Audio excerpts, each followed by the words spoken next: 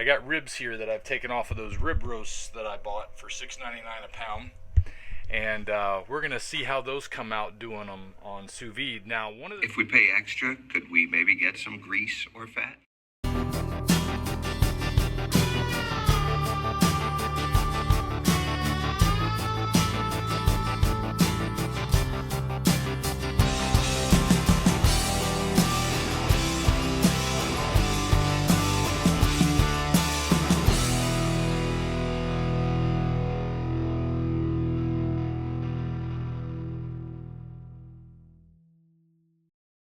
Alright, so with 2 minutes left on our sous vide timer, we're going to go ahead and pull this meat out of here. It's been in there for 18 hours now, and we're going to see if we can't get a sear on it.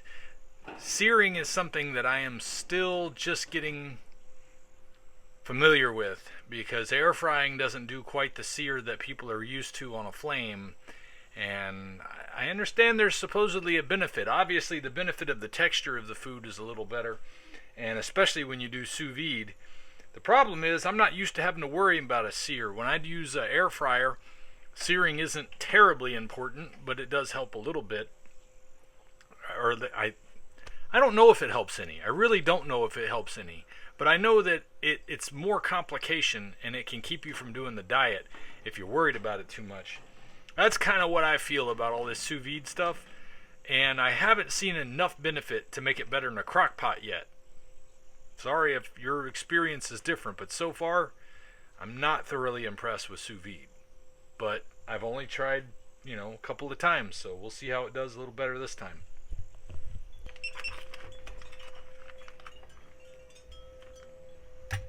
Works.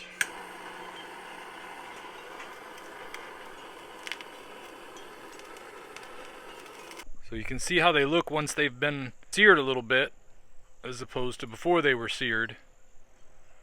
You can see a difference in the overall way the meat looks. Very clear.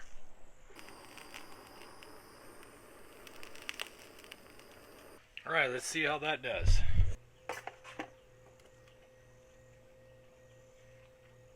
The skirt steak, so tender. They're definitely soft and tender. A lot of people have been recommending that I do the sous vide thing. I'm glad I'm trying it. I'm just not so sure how important it is for staying focused on your diet. If it's going to derail you in any way, I wouldn't worry about it. If air frying and simplicity works for you the way it did for me, that may be the only way to go. Oh, well, looking at it, it looks amazing. Look at that. It looks like it's just so loose and tender. Definitely tender. Can't beat it on the tenderness factor. I'm still too green on the searing part to really feel like I've got this down. But when I look at that, that is just so beautiful. That is the right color. The way it's so loose and yet juicy and full of texture. That's perfect. Alright, today is December 30th, but I've been sticking with this 1 meal a day thing, and it has done a lot of good. As I've mentioned before, it's taken off at least an inch of my waist area.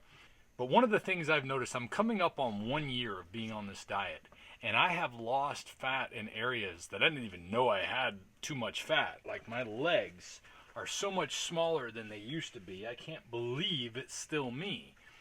But one area that has been just not letting go is this area right here, where I got some fat back here that just doesn't want to disappear. Most of this is skin now here, all around the front and everything, but back here I still got some that won't come out. And I have been watching a lot of stuff by I'm gonna get his name wrong, Pradeep Jamandas and Dr. Jason Fung on fasting, and I am tempted.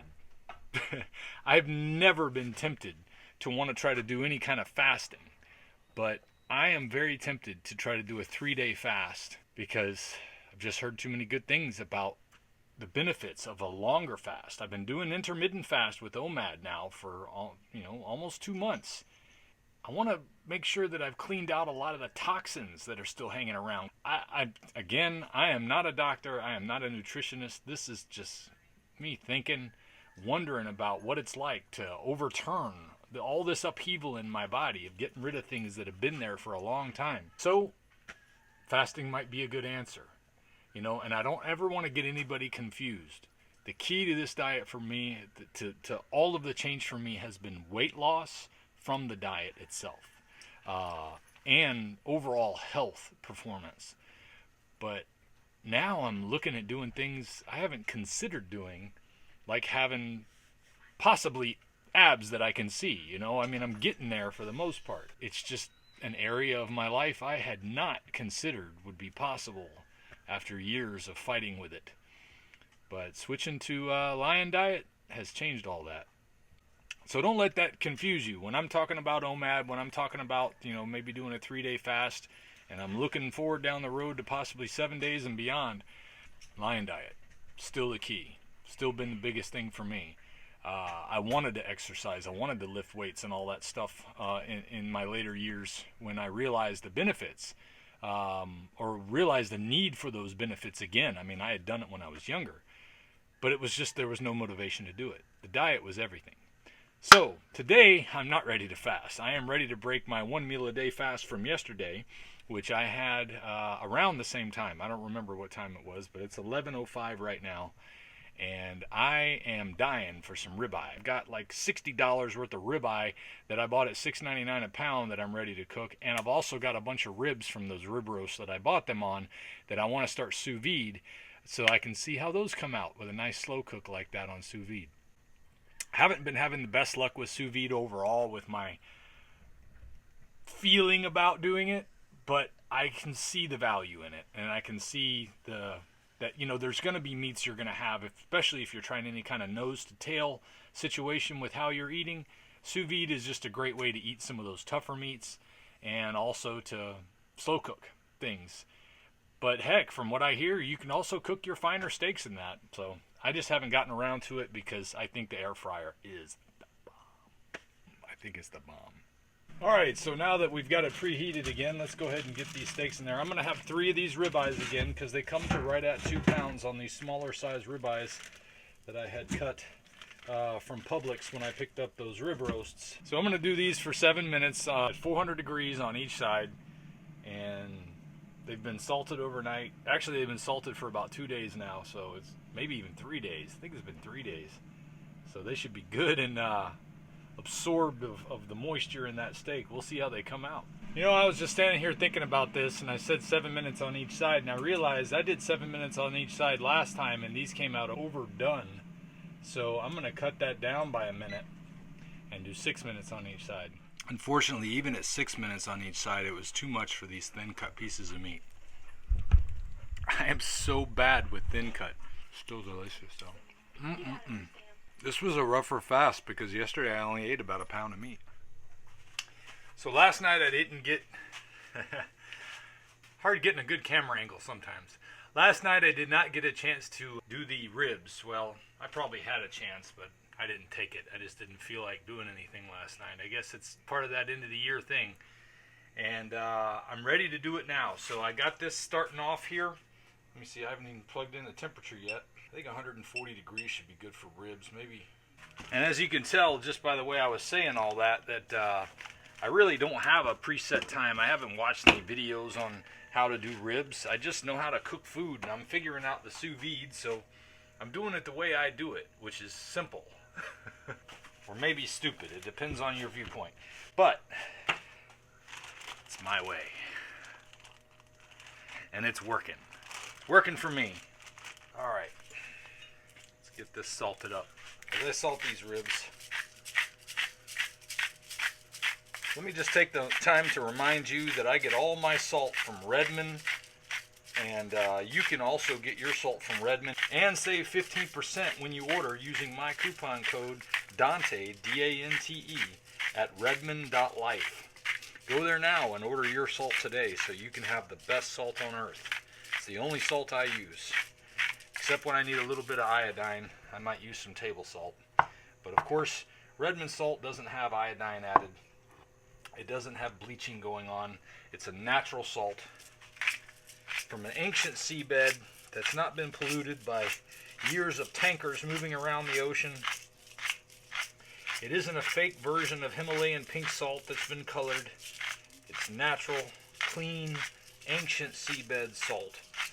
Great mineral for our bodies. Our bodies came from the earth.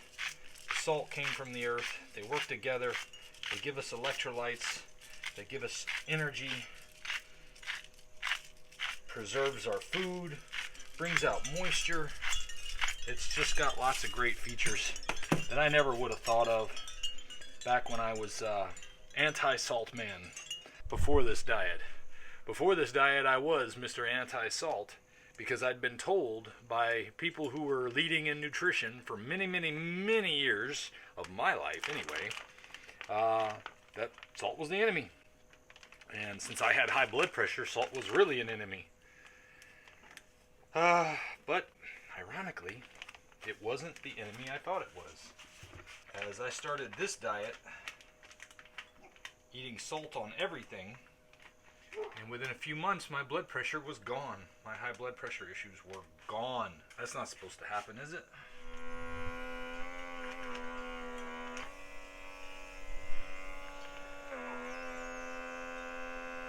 There we go. Well, just the movement of the air made it lose its place.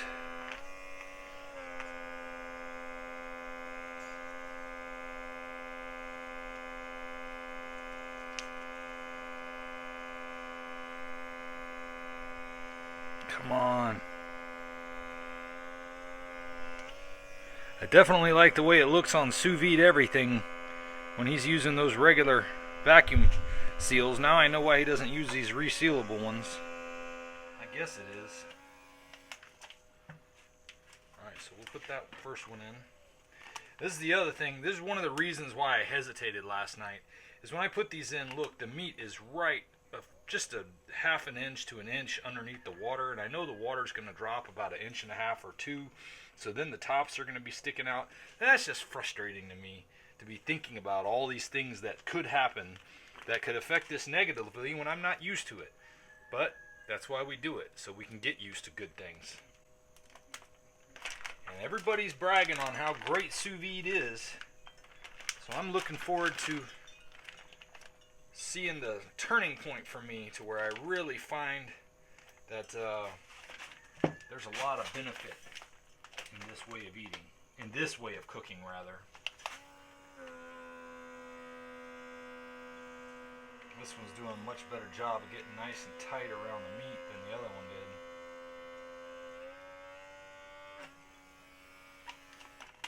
There we go. Yeah, that got a great seal. I like that one a lot better than the way that one came out. Let's stick that one in here like this. The bones are getting in the way of fitting it through the rack. Sits down in there nicely though. Alright, last one. Oop, I didn't take the time to let the air out early. You always want to squeeze all the air out of the bag. There we go. Getting nice and tight now. Oops. Got a little bit of blood on my sucker again. So we got a nice vacuum sealed bag for this one as well. We'll see how these all come out after 24 hours.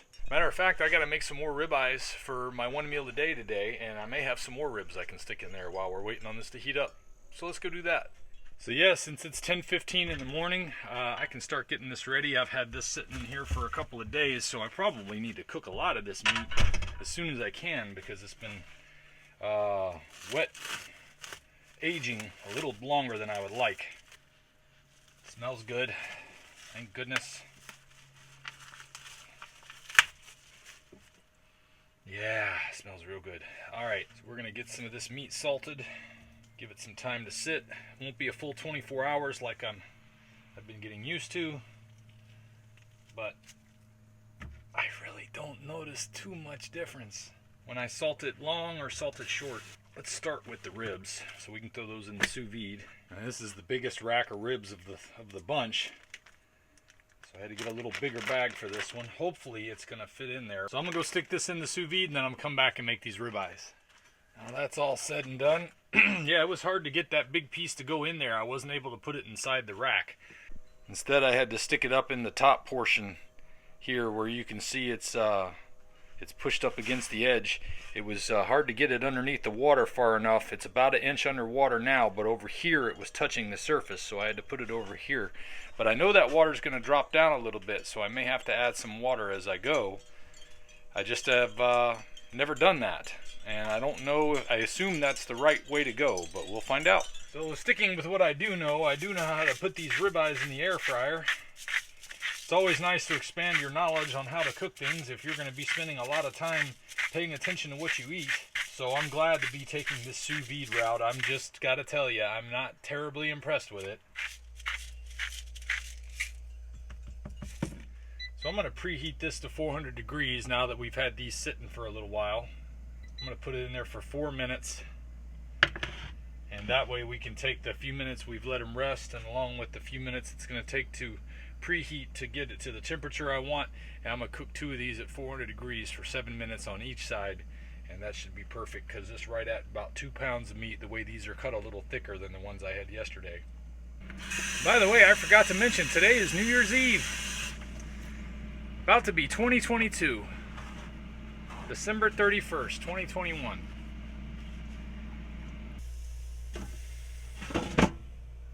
And we'll clean up our cutting board and clean up our utensils and get a bunch of stuff put away. The stuff you got to do while your food is cooking, you know, so that you keep everything where it goes, nice and clean and organized.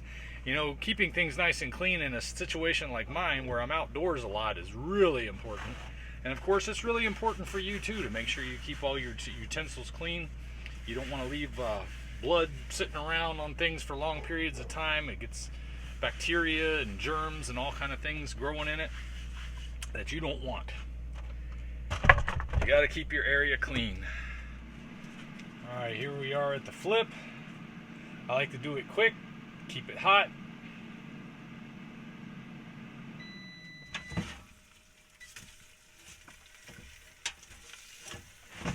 There we go. Start it right back, then raise the temperature and lower the time. In 7 minutes, we'll be ready.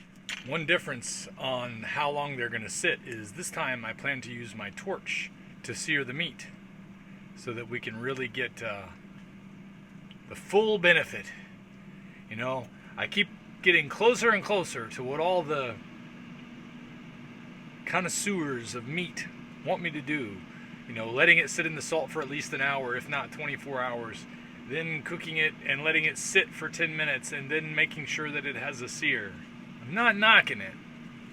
I'm telling you, keeping it simple is really important, especially starting this diet. And if you're like me and didn't do it, you were averse to grilling, didn't really care for cooking, keep it simple. Air frying it, it's perfectly fine. You can do it without leaving it in the salt for a long time. You can do it without letting it rest for 10 minutes afterward. Trust me, it all works. But, I mean, if you're going to go ahead and eat meat, if you're going to spend the time, it doesn't hurt to learn to do it the best way. I still think that it's a little for a lot as far as effort goes, but I also believe that you should always do the best job you can. So, I'm trying. All right, here we go. It almost looks like we got a decent sear to start with, but I'm going to put a little more sear on them.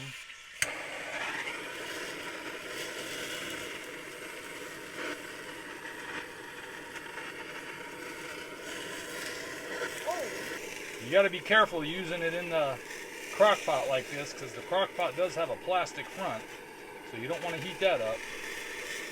And you definitely want to keep the blue flame off of the meat, otherwise you'll be tasting the fuel instead of the meat. Yeah, definitely need some more sear on that side.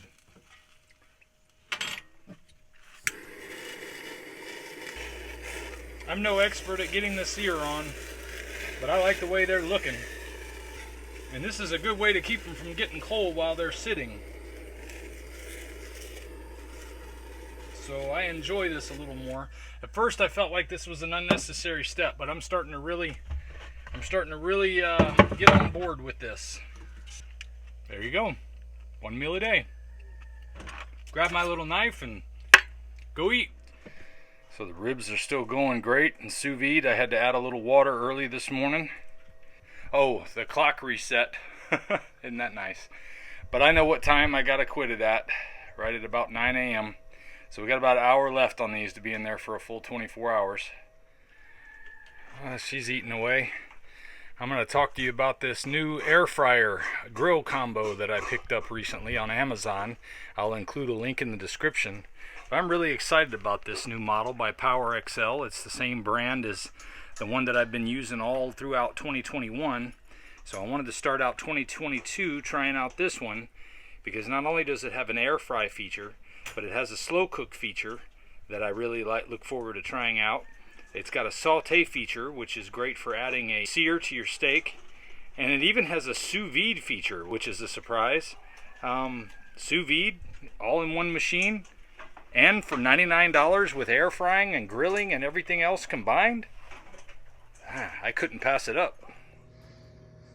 So I got to researching some stuff on sous vide, and I was curious about phthalates, but anyway, in the meantime, I watched a video in the middle of all that talked about sous vide ribs, and the couple that I saw recommended a 48-hour cooking cycle.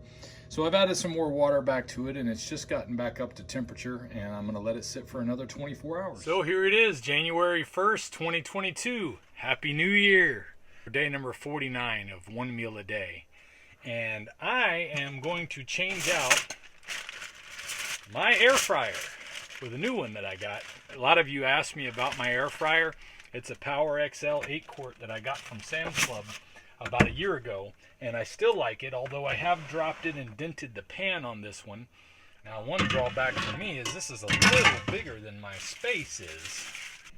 Yep, it's a little bit of a tight spot. I'm gonna have to change some things around, y'all.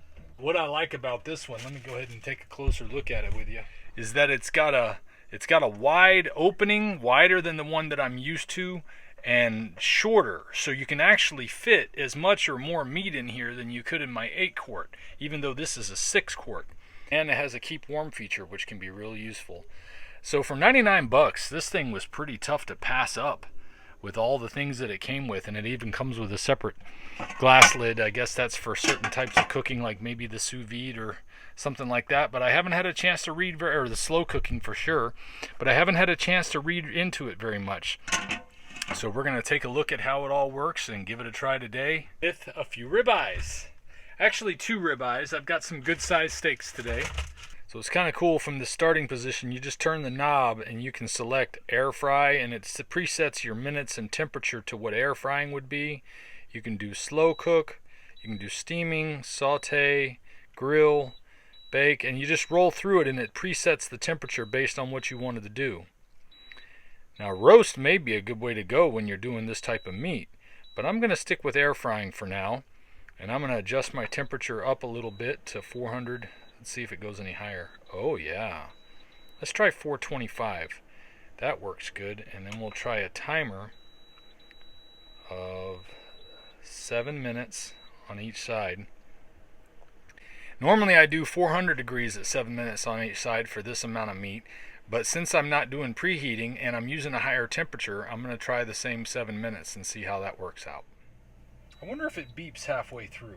We'll find out. I'm going to do 14 minutes and then I'm going to watch my timer myself. Doing start, and it's asking me to close the lid, so I just need to get some meat in there. These have already been salted and sitting for 24 hours now, so those are ready to cook. Close the lid and it starts right up. Alright, so it just reached the midway point and it did not make any type of an alarm to let me know, so I'm going to go ahead and flip them over manually. See how we're looking here. Pretty good. Yes, I'm using a cheese slicer to flip my steak with. Sometimes you go with what's near.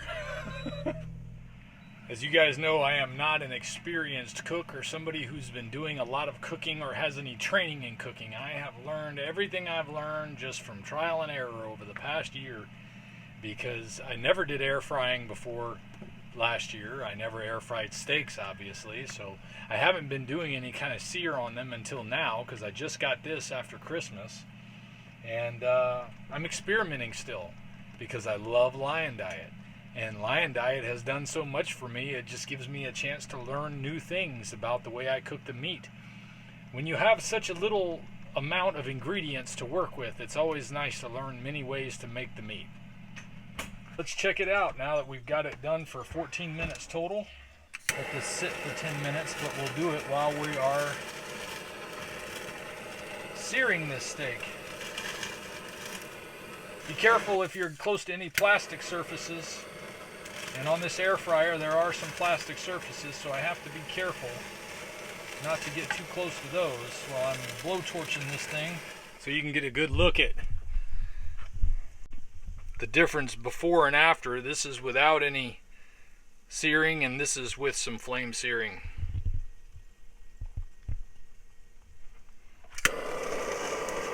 I really didn't put any emphasis on searing last year because it just wasn't important to me. But like I say, as I'm advancing in my knowledge of cooking meat, I'm trying to take advantage of the new things I've learned. And searing seems to have an effect on the overall flavor. It certainly has an effect on the appearance. Don't get people asking me if my meat tastes good microwaved or boiled or whatever it looks like without searing it.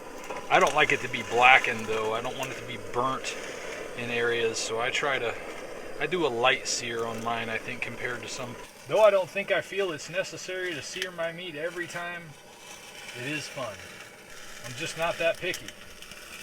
I mean, for years I've been eating food just for the purpose of getting through the day, and that's the way I still look at food, as a necessary evil a lot of times. But I'll tell you what, since I've been doing Lion Diet, it's a lot better than a necessary evil. It's a pleasure. All right, there we go. Pretty sealed up. Pretty seared up. Time to plate it up and serve. There's our one meal a day to start off 2022. 2 big, beautiful ribeyes. 7 minutes on each side at 425 degrees. Cooked it a little more than I would like, even with no preheating. It's got a medium cook, which I would much rather have medium rare, but it gets the job done, and I love my ribeye, so I'm not complaining. I am telling y'all, I don't know what's going on. It's like my stomach is getting smaller and smaller doing one meal a day. Because today I ate 2 full-size ribeyes. I mean, they were thicker than the little ones I had when I was eating 3 at a time. I've had some people tell me you can slow down how you take in your one meal a day, and that's supposed to be effective, but I don't see how it's any different than eating multiple meals a day if you wait too long. And what am I going to do? Sit here for 10 minutes and wait to take another bite? I try to push on through because I want to get it done. I don't want to leave a bunch of leftovers. I don't want to leave anything that I may want to munch on later. And I don't want to hurt my stomach either, so I try not to overdo it. But I want to get all that fat out of there, so I'm trying to make sure I get a piece that has all that fat at the very least. I can't eat anymore. I've got about 4 ounces of meat, maybe 5 ounces left here. So here I am continuing my sous vide experiment, and I'm also on OMAD day number 50, I believe it is. I got ribs here that I've taken off of those rib roasts that I bought for $6.99 a pound. And we're going to see how those come out doing them on sous vide. Now, one of the things I noticed when I looked up ribs sous vide, almost every time they had them soaking in some kind of long made marinade, all kind of juices and barbecue sauce and sugar and nothing I want to put on my meat. So mine have only been seasoned with salt. So there's really not a lot of information out there about how these are going to look when they come out. I may have to flame sear them or go with them as they are. I'm not really sure what to expect, but let's find out together. So we've been doing these for 140 degrees. It says it's got 9 hours left, but my clock ran out, or my cord came unplugged in the middle of working, so I had to reset it. So it's actually right at 48 hours that we've been cooking these. And the water's gone down a little more since I added some a couple of times throughout the process, but it's still at the height of the meat. The meat is still underwater.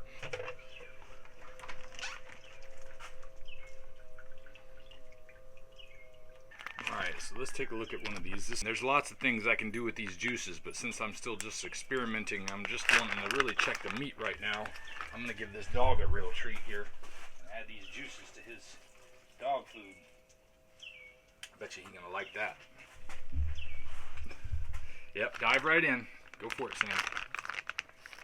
Let's see how this meat came out.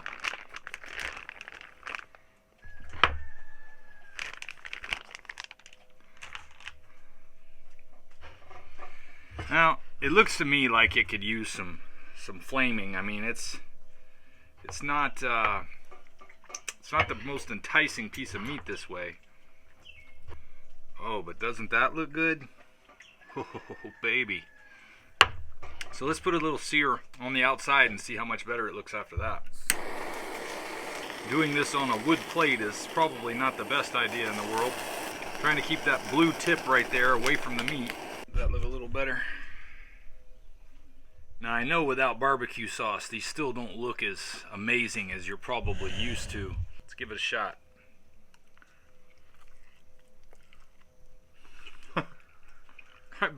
I barely have to put my teeth in it, it just comes right off.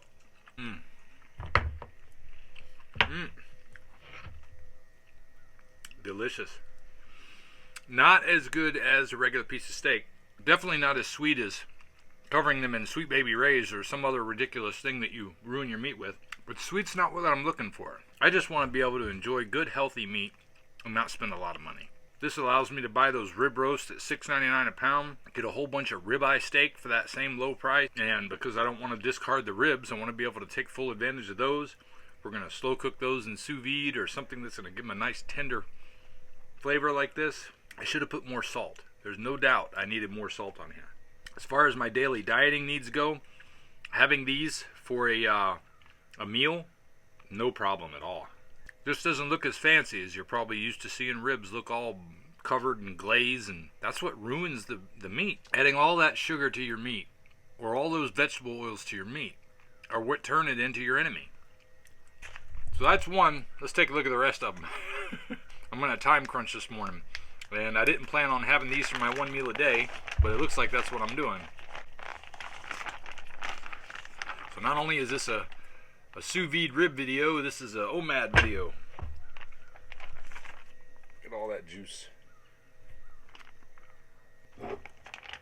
Alright, so when you see this one, it comes out, it doesn't look nearly as appetizing right out of the bag. So you can see that looks a whole lot more enticing than without the added flame sear. And I want to reiterate, be careful if you're using a blowtorch at home. These things can be extremely dangerous. I wouldn't use it on wood like I'm doing here.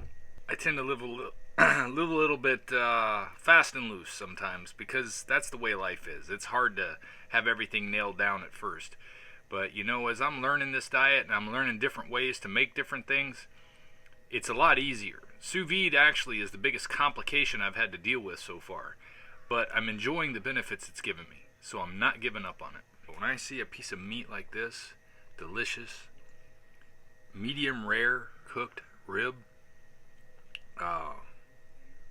nicely seared. I have no idea what the weight of all these ribs are, but I'm going to eat them until I can't eat anymore, and that's going to be my one meal a day.